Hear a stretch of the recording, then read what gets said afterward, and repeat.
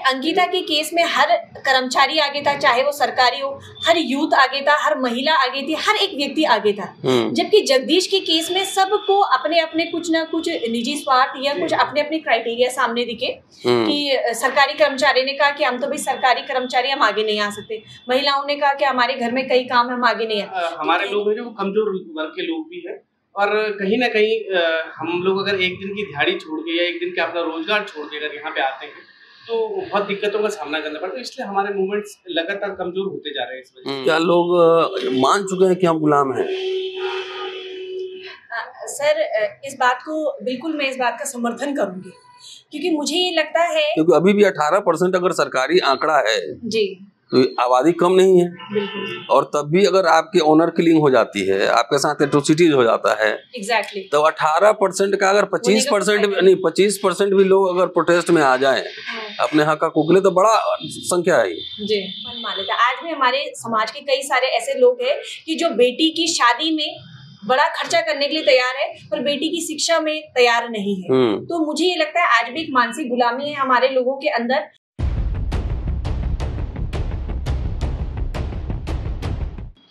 उत्तराखंड की राजधानी देहरादून में हूँ। देहरादून में 18% शेड्यूल कास्ट और 18% बैकवर्ड की आबादी है।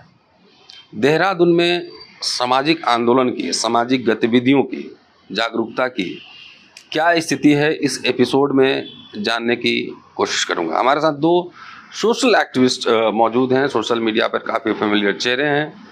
शैलजा हैं, शैलजा को लगातार आप सोशल मीडिया पर देखते होंगे, और श्रीकांत हैं।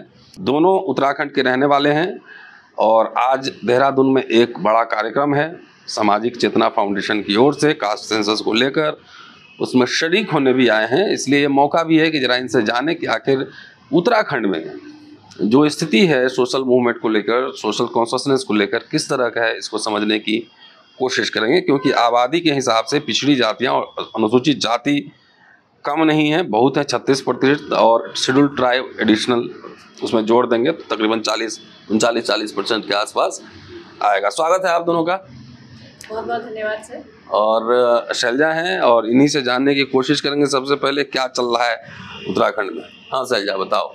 पहले बात तो सर आपके चैनल अम्बेडकर नामा का बहुत बहुत धन्यवाद कि आपने अवसर दिया कि आपके साथ बातचीत की जाए।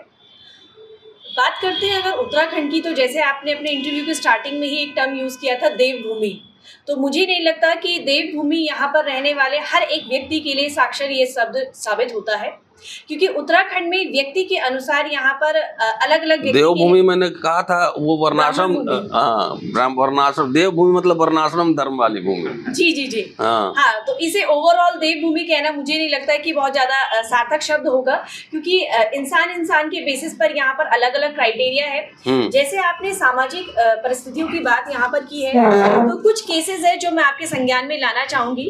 अभी कुछ समय पहले उत्तराखंड में केस हुआ था इंटरकास्ट मैरिज को लेकर अल्मोड़ा में। जगदीश जी हैं एक व्यक्ति जिन्होंने इंटरकास्ट मैरिज करी थी, एक श्रवण महिला से उनकी शादी हुई थी, और शादी के कुछ दिन बाद ही, कुछ दिन भी मैं नहीं कहूँगी, शायद एक या दूसरे दिन बाद उनका मर्डर कर दिया गया लड़की के परिवारजन वालों की तरफ से।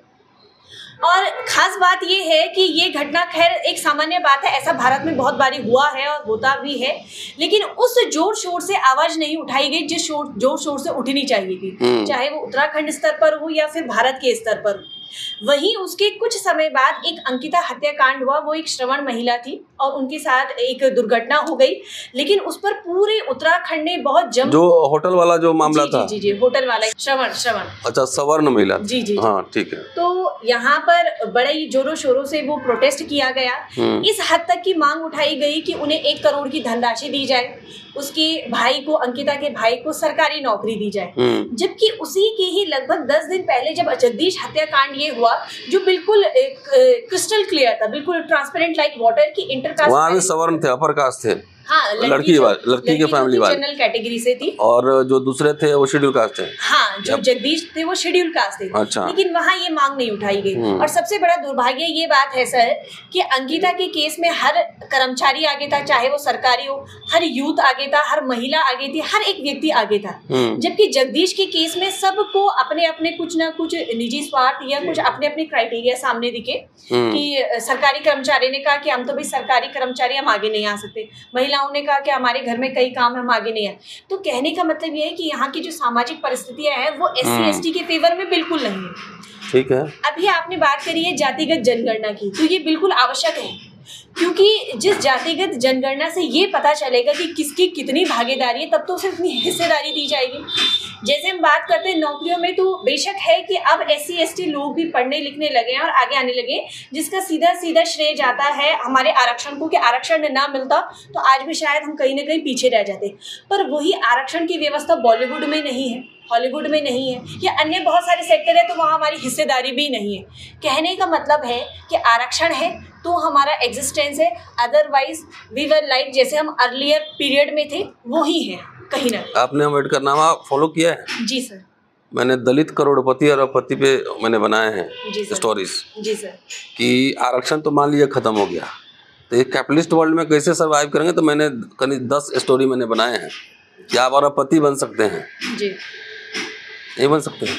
नहीं, बिल्कुल बन सकते हैं सर, पर इसमें दिक्कत ये है कि हमारे समाज में जो हमारा एक सोच का दायरा है, जैसे मैं हूँ, मैं अपनी सोच के दायरे को बढ़ा कर सकती हूँ, पर जो मेरे पीछे मुझसे जुड़े मेरे माता पिता हैं, मेरे भाई बहन हैं, या मुझसे जुड़े मेरे परिवारजन हैं, वो आज भी कहीं ना कहीं सामाजिक दायरे से बंधे हुए। मैं अपने आप को आज भी स्वच्छंद महसूस नहीं कर सकती, क्योंकि मैं कहीं ना कहीं परिवार के दायरे में हूँ। तो लड़ने की क्षमता हर किसी के अंदर हो ये जरूरी नहीं, पर जब हमारे अंदर एक समाज से हमें जो एक सपोर्ट मिलेगा, उससे डेफिनेटली है कि हम लोग आगे बढ़ पाएंगे। जैसे आपने कहा है कि आपने बहुत सारे आइडिया शेयर करे, तो डेफिनेटली है कि आपसे जुड़े लोग उन्हें देख पाए, उन्हें इम्प्लीमेंट कर पाए, और डेफिनेटली है कुछ सक्सेस लाइफ में हासिल कर पाए। हाँ जी श्रीकांत जी, कास्ट सेंसस हो भी जाए और ये पता लग जाए कि यहाँ शेड्यूल कास्ट 18% नहीं 30% है, मान लीजिए, अब बैकवर्ड भी 18% नहीं 30% है, मान लीजिए पता लग गया, तब भी सोशल मूवमेंट होगा, समाज प्रगति करेगा, कि खाली सेंसस होने से क्या होगा? सर रही सोशल मूवमेंट्स की, अगर जिस तरीके से बात हो रही है कि आप बोल रहे हैं कि अगर उसके प्रतिशत बढ़ जाते हैं, अगर लगता है कि परसेंटेज बढ़ गया, तो जिस तरीके से उत्तराखंड, सर मैं अगर उत्तराखंड में हूँ तो उत्तराखंड की बात करूँगा, उत्तराखंड का जो स्टेट है वो अदर स्टेटों से बहुत भिन्न है, थोड़ा सा अलग है, क्योंकि यहाँ की जो भौगोलिक स्थिति है बहुत डिफरेंट है। क्योंकि यहाँ सोशल मीडिया का बहुत कम प्रभाव भी है, ये जो हमारे मैदानी क्षेत्र है वहाँ पे सोशल मीडिया ज़्यादा देखने को मिलता है, और जो हमारे ग्रामीण क्षेत्र है वहाँ पे कई जगह नेटवर्क्स भी बहुत पहाड़ी इलाकों में हमारे नेटवर्क्स भी बहुत कम है, तो उस जगह में बहुत सारी चीज़ें हैं जो नहीं जा पाती हैं। जैसे आपका अम्बेडकरनामा हम चैनल को बहुत फॉलो करते हैं और आपको लगातार काफ़ी लंबे समय से सुन भी रहे हैं और आपसे काफ़ी इंस्पायर भी होते हैं, तो आपकी वीडियोस वगैरह, आपकी चीज़ें हम खुद अपने जो हमारे साथ के जो लोग हैं उन तक पहुंचाने का काम करते हैं, ताकि वे इनको सुनो और उससे सीखो। तो जो हमारा ये मूवमेंट है, तो ये हमारे को जो देहरादून का जो मुख्यालय है, यहाँ पे करने में बहुत बड़ी दिक्कतें होती है कि जो दूर दराज से क्षेत्र के जो लोग आते हैं, जो लोग होते हैं, वो अपना हमारे लोग हैं जो कमज़ोर वर्ग के लोग भी हैं, और कहीं ना कहीं हम लोग अगर एक दिन की दिहाड़ी छोड़ के या एक दिन का अपना रोजगार छोड़ के अगर यहाँ पे आते हैं तो बहुत दिक्कतों का सामना करना पड़ता है, इसलिए हमारे मूवमेंट्स लगातार कमज़ोर होते जा रहे हैं इस वजह से। तो परसेंटेज बढ़ने में भी लगभग उम्मीद है कि अगर लगता है कि हमारा मूवमेंट जो हमेशा कमज़ोर ही रहता है, देख लो कैसे मिला, हमने भी लगातार कई सभाएँ यहाँ पे कर चुकी हैं, कई सम्मेलन यहाँ पे परिसंघ के माध्यम से कर चुके हैं, डॉक्टर उदित राज जी के नेतृत्व में हम यहाँ कर चुके हैं और लगातार कर रहे हैं, राउंड टेबल सभी हम लगातार कर रहे हैं उत्तराखंड में। तो कहीं ना कहीं वो कमजोरी का लगता है कि हम लोगों को थोड़ा सा मेहनत करनी पड़ेगी, और जो हमारे जो कर्मचारी वर्ग है अगर वो हमको अच्छा सपोर्ट करेंगे आर्थिक रूप से, अगर मूवमेंट को मजबूत बनाने में, तो तब जाके कुछ मजबूत मिल सकती है। क्या लोग मान चुके हैं कि हम गुलाम हैं? सर इस बात को बिल्कुल मैं इस बात का समर्थन करूंगी, क्योंकि मुझे ये लगता है, क्योंकि अभी भी 18% अगर सरकारी आंकड़ा है जी, तो आबादी कम नहीं है। बिल्कुल। और तब भी अगर आपकी ऑनर किलिंग हो जाती है, आपके साथ एट्रोसिटीज हो जाता है, एग्जैक्टली, तो 18% का अगर 25% नहीं 25% भी लोग अगर प्रोटेस्ट में आ जाएं अपने हक के लिए, तो बड़ा संख्या है। जी जी जी जी बिल्कुल सर, मैं इस बात का समर्थन करती हूँ कि एक वो वाली गुलामी थी जहाँ पर आपको जबरन गुलाम बनाया गया था, और ये जो गुलामी है ये एक मानसिक गुलामी है कि जो सदियों से चली आ रही है और आज तक भी हमारे दिमाग में भरी हुई है। जैसे मैंने आपसे भी कई बार सुना है, डॉक्टर ओम सुधा जी से भी सुना है कि हमारे लोग, जैसे मैं धार्मिक अनुष्ठानों की बात करूँ, चाहे वो किसी भी धर्म से, उस चीज़ में इन्वेस्ट करने के लिए बिल्कुल तत्पर है, पर वही ये इन्वेस्टमेंट अगर हम बात करते हैं शिक्षा के ऊपर, तो शायद है कि कहीं ना कहीं अपना मन मान लेता है। आज भी हमारे समाज के कई सारे ऐसे लोग हैं कि जो बेटी की शादी में बड़ा खर्चा करने के लिए तैयार है, पर बेटी की शिक्षा में तैयार नहीं है। तो मुझे ये लगता है आज भी एक मानसिक गुलामी है हमारे लोगों के अंदर। उन्हें ये लगता है कि हम बड़ी मुश्किलों में आगे आए हैं, तो हमें समाज में अपनी मान प्रतिष्ठा को बनाना है, वो अपना जो वो ऑरा है वो मेंटेन रखना है, पर जो शिक्षा जिससे हमारे आने वाली और पीढ़ियां भी सुधरेंगी, उस पर मुझे नहीं लगता कि अभी तक बहुत अच्छे से वर्क हो पा रहा है। नहीं, देखिए श्रीकांत ने एक बात कही है, उसी से मैं ऐड करता हूँ जी। सरकारी कर्मचारी के पास ही देने के लिए कुछ धन है जी, ठीक है। यहाँ बाकी हमारे मजदूर हैं, खेतिहर मजदूर हैं, व्यवसाय व्यापार में कम लोग हैं, लेकिन एक आरक्षण की वजह से एक मिडिल क्लास तैयार हुआ देने के लिए उसी के पास है। उस वर्ग ने तो दिया है, बहुत सारे संगठन देश भर में हैं, करोड़ों करोड़ चंदा दिए हैं, तो ऐसा नहीं कि समाज उसमें खर्च नहीं किया है, लेकिन उसकी समीक्षा भी तो होनी चाहिए किस डायरेक्शन में जा रहा है वो पैसा। बिल्कुल डेफिनेटली, खाली भाषा, उनकी समीक्षा नहीं होगी, होनी चाहिए ना कि आखिर किस डायरेक्शन में वो धन जा रहा है। जी। भाई आरएसएस ने तो मान लिया कि सरस्वती शिशु मंदिर तमाम इस तरह के बनाए, संस्थान बनाए, डीएवी चल रहा है, सब तमाम चल रहा है, तो जो संसाधन इकट्ठा हुआ उसका इस्तेमाल इसमें नहीं होना चाहिए था। बिल्कुल सर, होना चाहिए। क्या कमी है सर? मैं ये कहना चाहूँगा आपसे कि हमारे उत्तराखंड में पौड़ी जिला है, गढ़वाल का मुख्यालय भी है, और वहाँ पे समाज कल्याण के द्वारा एक बहुउद्देशीय भवन का निर्माण हुआ है, 3 मंजिला बहुउद्देशीय भवन का।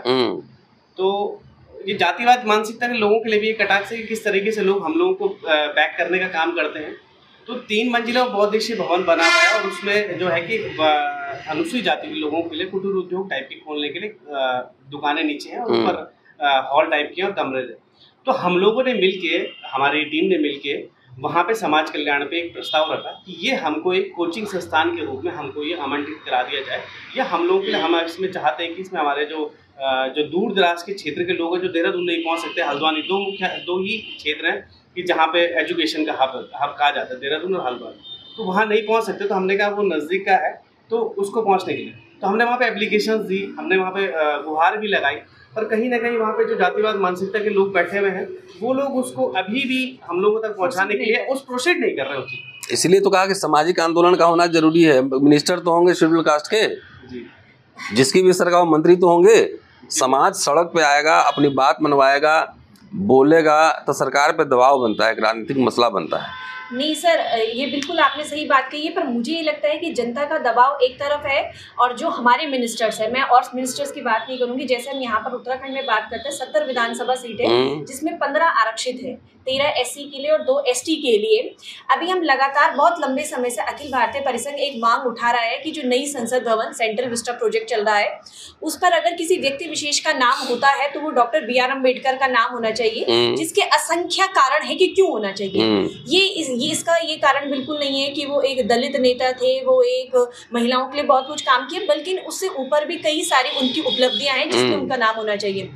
जनता का बहुत दबाव है। हमने दिल्ली रामलीला मैदान में भी एक भव्य रैली किया था, और लगभग 40 से 45 round table conference all over India हम लोग कर चुके हैं, लेकिन अभी तक भी उत्तराखंड की मैं बात करूं, उत्तराखंड में सेम इसी मांग को लेकर हमने भी एक मांग उठाई है कि उत्तराखंड में 2 विधानसभा परिसर है, एक देहरादून में, एक गैरसैंण में। तो गैरसैंण का जो विधानसभा परिसर है डॉक्टर BR अम्बेडकर, पर 15 हमारे जो विधानसभा विधायक हैं, उन्होंने किसी ने अभी तक न इस प्रस्ताव पर फ्रंट फुट या बैक फुट से हामी भरी है, ना इस बात को आगे प्रोसीड करा है। चलिए, हालत पूरे देश में जो है कमोबेश ये है, और जब तक लोग अपने हक हकूक़ के लिए आवाज़ नहीं बुलंद करेंगे, तब तक जो है कोई उपहार में अधिकार और सम्मान नहीं देता है। ये देहरादून में और उत्तराखंड में क्या है मसला, दो हमारे युवा साथी हैं, इनसे समझने की कोशिश की।